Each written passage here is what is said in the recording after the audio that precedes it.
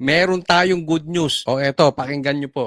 Mas marami ang hindi nasisiyahan sa pagganap ni Pangulong Bongbong Marcos sa kanyang tungkulin kumpara kay Vice President Sara Duterte nitong nakaraang 3 buwan. Batay sa pinakahuling survey ng Pulse Asia, 45% ang nagsabing hindi sila approve sa performance ng Pangulo. 36% naman ang aprobado. 55% naman ang nasisiyahan sa performance ni Vice President Sara Duterte, habang 27% ang hindi raw aprobado. Yun, tingnan natin. Eto, kalalabas lang nito. February 27 hanggang March 2, ginawa itong survey na ito. Okay? Hindi pa po kasama yung gera dyan. Etong gerang ito, malakas ang epekto sa pagbagsak ni Bongbong Marcos. Pag hindi niya ito i-handle ng maayos, lalong lalagapak si Bongbong Marcos dito. Tandaan nyo po, hindi maiiwasan ng taong bayan. Gustuhin man niya o hindi, tama man o hindi, ikukumpara siya sa dating administrasyon na handle ni PRRD ng maayos yung COVID. Eto, husgahan siya. Kaya itong survey na ito, wala pa to ha. Wala pa yung gera. O, tingnan nyo. Ang aprobado kay Bongbong Marcos, 36%. Ang disapprove, 45%. So, negative. Negative ka, Bongbong Marcos. Buti pa dito, negative ka. Sa Coca-Cola, dyan sa pagiging addict mo, positive ka. Si Sara, positive. Diba? O, ilan yan kay Sara? Parang 20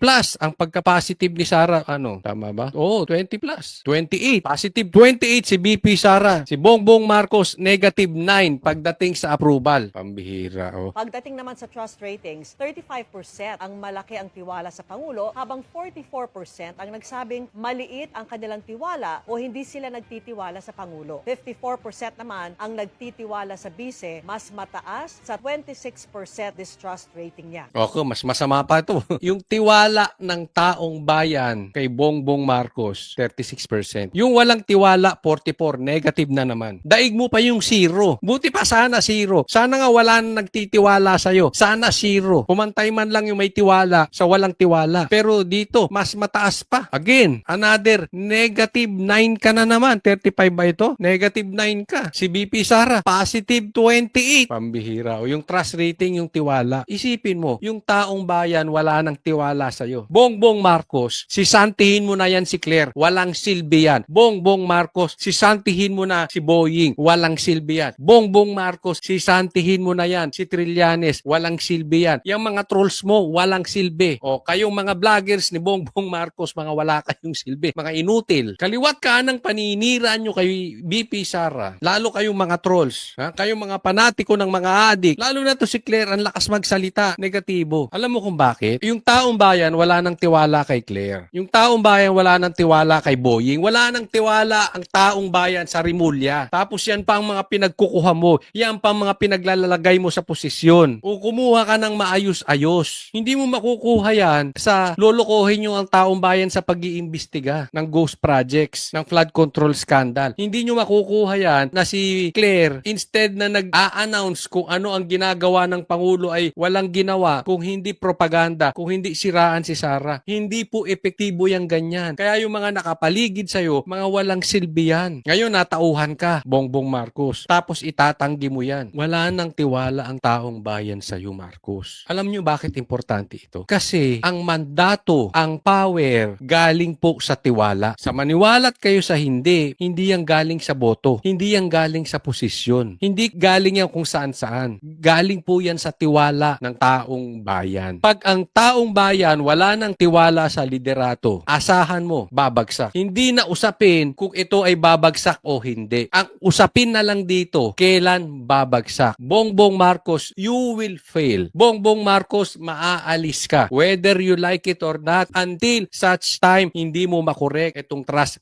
rating. Yan yung sinasabi natin, panayang iwas ninyo sa katotohanan. Bigyan kita ng matinding halimbawa. Sinasabi, adik ka. Instead na harapin mo at magpakalalaki ka, hindi ka parang bakla, Bongbong Marcos. Magpa-drug test. Takot ka magpa-drug test. Akala mo nalulusutan mo taong bayan. bayan. Anong resulta? Walang tiwala sa'yo. It's just a matter of time. Matatanggal ka. Hindi po tayo nagsasalita dito ng illegal ha. Binibigyan lang natin ng opinion kung ano ang nangyayari pag ang tao ay walang tiwala sa'yo. Pulse Asia po may sabi niyan. Instead na harapin nyo yung ghost projects. Etong mga Marines, ayaw nyong paharapin sa Blue Ribbon. Kaya yan si Lacson, yan si Tito Soto, patanggal mo na yan. Mga walang silbi, mga inutil. Hindi nakakatulong sa taong bayan, hindi nakakatulong sa iyo Bongbong Marcos dahil walang tiwala ang taong bayan. Lalong nawawala, wala nang ang tiwala. Maglalagay ka pa sa posisyon na katulad ni Tito Soto at ni Lacson. Lalong mawawala ng tiwala ang taong bayan. Naiintindihan po, anong gagawin mo ngayon? Imbis na harapin nyo kung ano yung pagkakamali, ayaw nyo mag-imbestiga. Katulad dun sa drug test, ayaw mo magpa-drug test. Akala nyo, naloloko nyo taong bayan? Akala nyo, tanga ang taong bayan? Ginagawa nyo kaming tanga. Ginagawa nyo tanga ang taong bayan. O ano nangyari? Bagsak ka? You are just a walking time bomb. You will explode surely, Bongbong Marcos. It's just a matter of time. Hindi po grave threat yan ha. Sinasabi ko lang na ihahambing ko lang. Puputok at puputok. Pag wala, tiwala ang taong bayan. Isinagawa ang survey noong February 27 hanggang March 2, 2026 sa pamamagitan ng face-to-face interviews sa 1,200 representative adults edad 18